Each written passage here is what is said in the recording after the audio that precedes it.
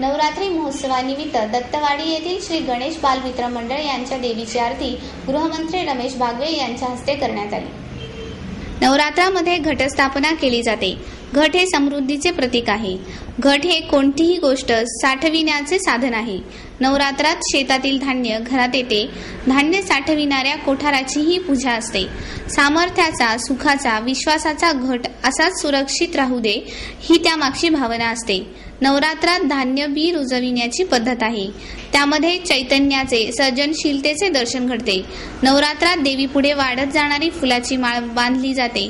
प्रत्येकाच्या घरामध्ये आनंद, सौख्य वाढो अशी त्यामागची श्रद्धा असते। नवरात्रात अखंड दीप लावण्याची प्रथा आहे। ज्ञानाचा, सौख्याचा दीप अखंड राहावे अशी त्यामागची भावना असते। या आरतीस नगरसेवक शंकर पवार, अध्यक्ष राजू कांबळे, संतोष बोडके आदी कार्यकर्ते यावेळी उपस्थित होते।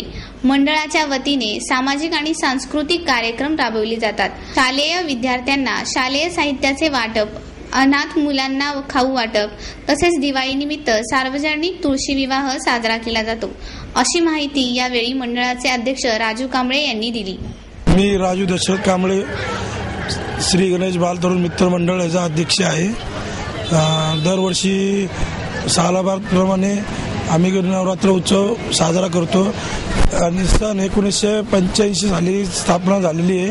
हे 26वे वर्ष चालू आहे आणि आम्ही दरवर्षी उपक्रम भरवतो।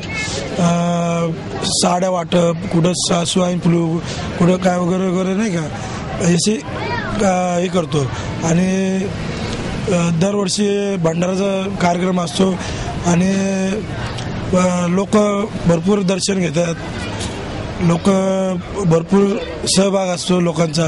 जय देवी